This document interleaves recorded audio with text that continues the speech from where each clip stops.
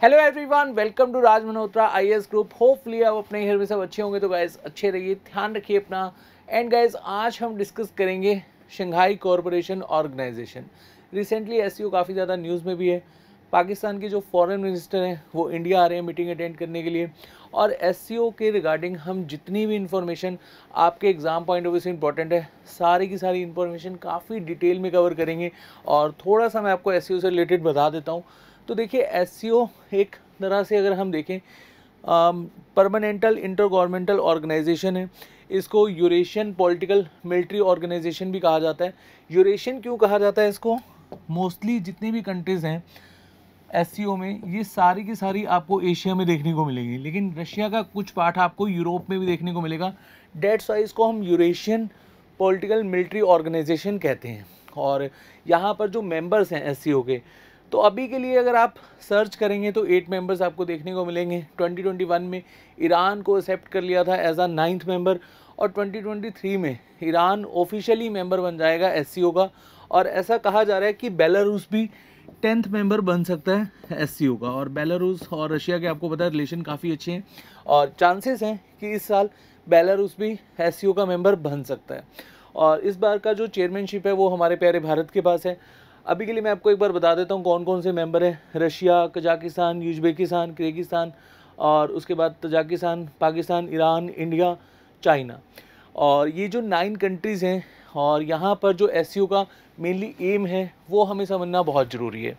तो देखिए, एससीओ का जो मेनली यहाँ पर एम है maintain piece, security, counter terrorism, climate को लेकर concern, and most important stability. ये जो रीज़न है ना, यहाँ पर स्टेबिलिटी बनी रहनी चाहिए। और एससीओ फाउंड कब हुआ था? देखिए, इसकी थोड़ा सा हम हिस्ट्री बैकग्राउंड जान लेते हैं। 1996 में एससीओ को शंघाई 5 के नाम से हम जानते थे। इसमें 5 कंट्रीज थी, रशिया, चाइना, और यहाँ पर कजाकिस्तान, किर्गिस्तान एंड तजाकिस्तान। तो ये 5 मेंबर्स थी पहले। और उसके बाद 2001 में उज़्बेकिस्तान एड ऑन होता है एससीओ में, और देन इसका नाम हो जाता है शंघाई कोऑपरेशन ऑर्गेनाइजेशन। 2001 में इसका मेनली एम क्या था कि यहाँ पर जो इस रीजन में सेपरेटिज्म है या फिर टेररिज्म है, एक्सट्रीमिज़म है, इसको ख़त्म करना। क्योंकि 1991 में यूएसएसआर में हमने देखा था कि 50 नेशन अलग हुए यूएसएसआर का जो पहले पार्ट हुआ करते थे, और देन वहाँ पर 1991 में सेपरेशन हुआ था। तो ये जो रीज़न है ना, ये यहाँ पर काफ़ी ज़्यादा अनस्टेबिलिटी थी। तो इस रीज़न में स्टेबिलिटी आई। एक्सट्रीमिज़म और जैसे टेररिज्म या फिर सेपरेटिज्म जो बेसिकली यहाँ पर एक मुद्दा था, उसको लेकर ये काउंटर कर सकें। देन उसके बाद 2002 में इसका चार्टर एक्ट आया। अब कोई भी ऑर्गेनाइजेशन होती है ना, उसका चार्टर एक्ट बहुत इंपॉर्टेंट होता है। तो 2002 में इसका चार्टर एक्ट आया था, एंड 2003 में ऑफिशियली ये ऑर्गेनाइजेशन वर्किंग में आई थी। लेकिन अगर आपसे क्वेश्चन पूछा जाए एससीओ फाउंड कब हुई थी, तो 2001 में ही आप यहाँ पर कंसिडर करते हुए चलेंगे। एंड देन इसके गोल देख लेते हैं। हम काफ़ी डिटेल में डिस्कस करेंगे। अभी तो जस्ट मैं आपको यहाँ पर एक जस्ट एससीओ का ओवरव्यू दे रहा हूँ, जिससे आप पूरा का पूरा सेशन अच्छे से समझ पाएँ। तो मेनली अगर हम गोल एंड ऑब्जेक्टिव देखें, तो देखिए, फर्स्ट यहाँ पर जो जितने भी मेंबर्स हैं उनका एक ही कंसर्न है, म्यूचुअल ट्रस्ट आपस में हमारा होना चाहिए। देन यहाँ पर जो पॉलिसीज़ हम बना रहे हैं एससीओ में, अगर म्यूचुअल ट्रस्ट होगा तो डेफिनेटली सभी की सभी नेशन को बेनिफिट होगा। उसके बाद promotion of effective cooperation in politics, trade, economics, science, technology, culture, education, energy, transport, tourism and environmental protection. तो ये सभी के सभी जो यहाँ पर कोऑपरेशन है, उसको लेकर ये सभी कंट्रीज़ का कंसर्न रहता है। Then jointly insurance peace, security, stability in the region. अब देखिए, इंडिया और पाकिस्तान इसके मेंबर बने थे 2017 में, और 2021 में एक्सेप्ट किया गया था एज अ मेंबर ईरान को, और 2023 में ईरान ऑफिशियली मेंबर बन जाएगा। तो इंडिया और पाकिस्तान का जो डिस्प्यूट है, ये एक बहुत बड़ा मेजर कंसर्न है। और अभी रशिया में आपको पता है, रशिया और यूक्रेन के बीच में वार चल रहा है, तो रशिया में भी काफ़ी इंस्टेबिलिटी है। तो ये जो मीटिंग इस साल होने वाली है काफ़ी बेनिफिशियल है, और डेफिनेटली इससे आपके एग्ज़ाम में क्वेश्चन बन सकता है। उसके बाद अगर हम बात करें advancement to a new democratic fair and rational global political and economic order, जैसे कि मैंने आपको बताया था कि ये जो रीज़न है ना, ये रीज़न बहुत इंपॉर्टेंट है। और ये जो जितने भी कंट्रीज़ इसकी मेंबर हैं, ऑलमोस्ट अगर हम बात करें चाइना और इंडिया की, आपको पता है दोनों ही नेशन में पॉपुलेशन सबसे ज़्यादा है। और इकोनॉमिकल अगर हम बात करें एशिया में स्टेबिलिटी, या फिर इकोनॉमिकल अगर हम स्ट्रॉन्ग देखें, तो चाइना और इंडिया दोनों ही स्ट्रॉन्ग है ना। तो यहाँ पर बहुत बड़ा ये ग्रुप हो जाता है, और इस ग्रुप के जो बेनिफिट हैं, और यहाँ पर हम ये भी मानते हैं कि ये कहीं ना कहीं नेटो को काउंटर करता है। नेटो आपको पता है यूरोपियन कंट्रीज़ का एक ग्रुप है, और उसका यूएसए भी मेंबर है, तो उसको कहीं ना कहीं ये काउंटर करता है। और उसके बाद अगर हम बात करें इसका जो स्ट्रक्चर है, जैसे काउंसिल हेड होते हैं, और हर साल जो मीटिंग होती है, और ये डिसीज़न मेकिंग बॉडी है, council of head of state. और इस मीटिंग में होता क्या है, जितने भी नेशन हैं, जैसे 9 नेशन है, इनके फॉरेन मिनिस्टर्स आएंगे, डिफेंस मिनिस्टर आएंगे, कल्चर मिनिस्टर आएंगे, एजुकेशन मिनिस्टर आएंगे, जो पार्लियामेंट के स्पीकर होते हैं वो आएंगे। तो यहाँ पर एक कोऑपरेशन हमें देखने को मिलता है मेंबर नेशन के बीच में। तो होपफुली आपको यहाँ पर जो ओवरऑल एससीओ का सार है वो समझ में आ गया होगा। सेशन स्टार्ट करने से पहले एक बार हम क्वेश्चन देख लेते हैं। बहुत ही सिंपल सा क्वेश्चन है, 3 स्टेटमेंट हमारे पास गिवन है। Prayagraj has been selected as SCO region first tourism and culture capital for 2022 and 2023। उसके बाद सेकंड स्टेटमेंट है, Iran and Belarus are likely to be two newest addition to the SCO. और third statement है, SCO की जो official language है वो है रशिया एंड चाइनीज़। क्या ये तीनों स्टेटमेंट सही हैं? क्या इनमें से 2 स्टेटमेंट सही हैं? क्या इनमें से 1 स्टेटमेंट सही है? आप क्वेश्चन को अटेम्प्ट कीजिए, हम डिटेल में सेशन को डिस्कस करते हैं, और लास्ट में जब क्वेश्चन हम डिस्कस करेंगे तो आपको पता लग जाएगा कि आपने क्वेश्चन सही अटेम्प्ट किया है या गलत किया। गलत किया है तो कोई दिक्कत नहीं, आपको समझ में आ जाएगा कि आपने कहाँ पर गलती करी है। तो चलिए अब यहाँ पर इस स्लाइड के थ्रू हम सारा का सारा एससीओ डिस्कस करेंगे। तो देखिए, जैसे हमने डिस्कस किया था 2001 में एससीओ फाउंड हुआ था, और इसका मेनली यहाँ पर एम क्या है, रिजॉल्व बॉर्डर इशू। अब इंडिया और पाकिस्तान के बीच में बॉर्डर इशू है, और 2021 की जो मीटिंग हुई थी शंघाई कॉरपोरेशन ऑर्गेनाइजेशन की, इसमें जो पाकिस्तान के पीएम थे उस समय इमरान खान, उन्होंने कश्मीर का जो मुद्दा है वो उठाया था। और यहाँ पर हमारे देश के जो प्राइम मिनिस्टर हैं नरेंद्र मोदी जी, उन्होंने काउंटर किया था कि एक इतनी बड़ी ऑर्गेनाइजेशन में आप बायलैटरल मुद्दे नहीं उठा सकते। और साथ साथ मोदी जी ने ये भी कहा था कि जो यूएन मेंबर सीट है वहाँ पर भी चेंजेस होने चाहिए। और अगर हम यहाँ पर इतनी बड़ी ऑर्गेनाइजेशन में आज एक तरह से सभी की सभी कोऑपरेशन की बात कर रहे हैं, तो जो काउंटर टेररिज्म है उसको लेकर हमें बात करनी चाहिए। और उन दिनों अफ़गानिस्तान में तालिबान ने कू कर दिया था, तो मोदी जी ने यहाँ पर जो तालिबान का कू है उसको भी लेकर क्रिटिसाइज़ किया था। चलिए, तो यहाँ पर फाउंड हुआ था 2001 में। बॉर्डर जो इश्यूज़ हैं उनको यहाँ पर रिजॉल्व करना चाहिए। चाइना के साथ भी हमारे बॉर्डर इशू हैं। अब चाइना की जो 5 फिंगर स्ट्रेटजी है उसको लेकर चाइना अलग अलग रीजन में कहीं ना कहीं क्लेम करता रहता है कि ये रीजन चाइना को बिलोंग करता है ना। तो यहाँ पर इशू तो चाइना के साथ भी हमारे हैं। उसके बाद फाइट टेररिज्म। अगर हम पाकिस्तान की यहाँ पर बात कर रहे हैं तो टेररिज्म तो ऑब्वियसली पाकिस्तान की तरफ से हमें देखने को मिलता रहता है। और अभी रिसेंटली जम्मू एंड कश्मीर में जो पूंछ एरिया है वहाँ पर भी हमारे 5 सोल्जर्स शहीद हुए हैं।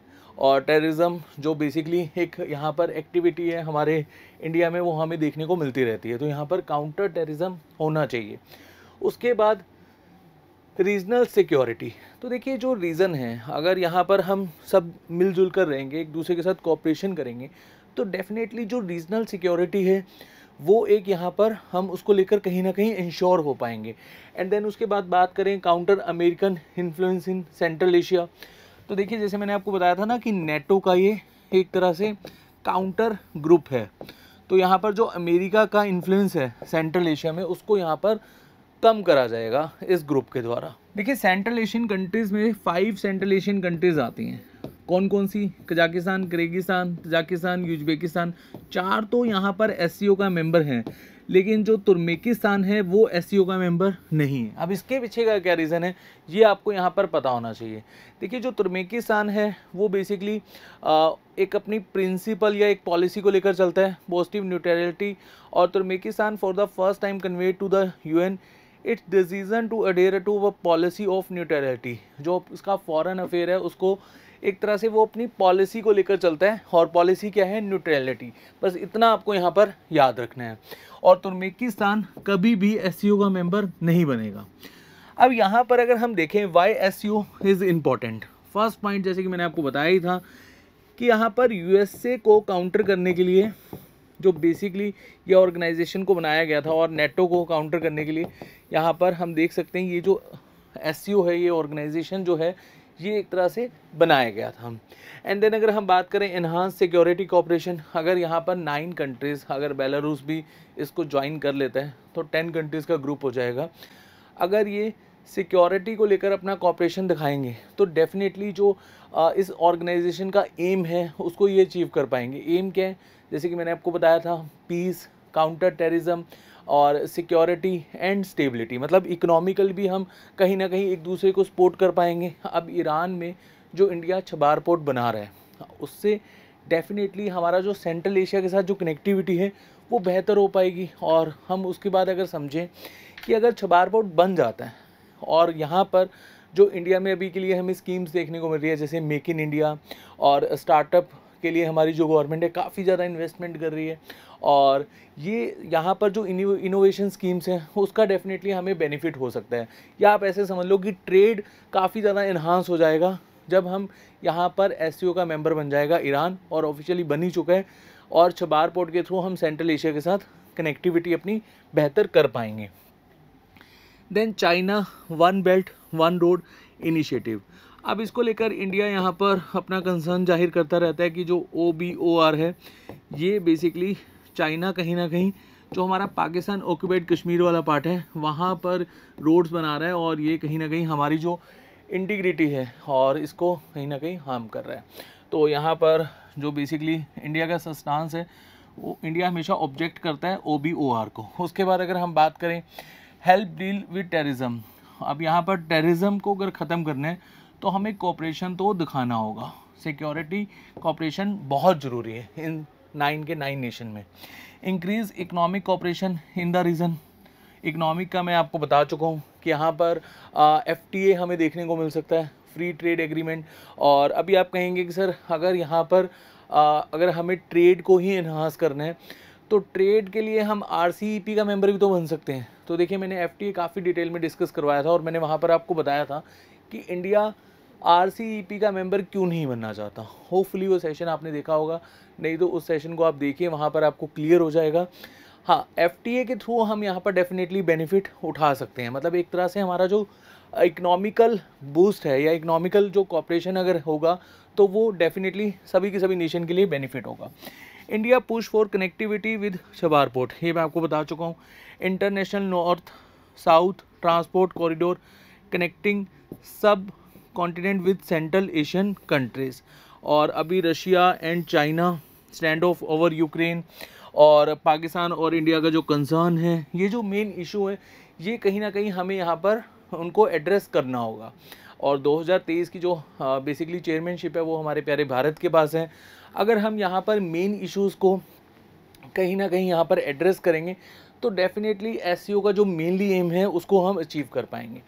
उसके बाद अगर हम बात करें यहाँ पर मेंबर, मैं आपको बता चुका हूँ, हम इन मेंबर्स की आपको कैपिटल पता होनी चाहिए। एक बार आप यहाँ पर देख सकते हैं कैपिटल सभी की सभी नेशन की। ईरान यहाँ पर नहीं है, चलिए कमेंट सेक्शन में बताइए ईरान की कैपिटल क्या है और बेलारूस की कैपिटल क्या है। उसके बाद एससीओ का जो हेडक्वार्टर है वो कहाँ पर है? बीजिंग चाइना में, और इसका जो सेक्रेटरीट है वो भी कहाँ पर है? बीजिंग चाइना में। और एससीओ का एक परमानेंट बॉडी है जिसको हम रीजनल एंटी टेररिस्ट स्ट्रक्चर के नाम से जानते हैं, रैट, और इसका ऑफिस कहाँ पर है? ताशकंद में।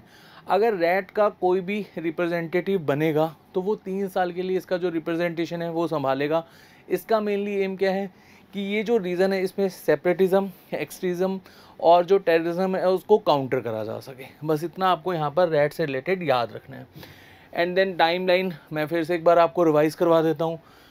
जो बेसिकली शंघाई कॉरपोरेशन है, इसकी हिस्ट्री में अगर हम जाएं तो पहले ये शंघाई 5 बना था, 5 नेशन ने इसको ज्वाइन करा था, China, Kazakhstan, Kyrgyzstan, Russia and Tajikistan. और कब ज्वाइन करा था यहाँ पर डेट आप देख सकते हैं। डेट इतनी इंपॉर्टेंट नहीं है, ईयर इंपॉर्टेंट है।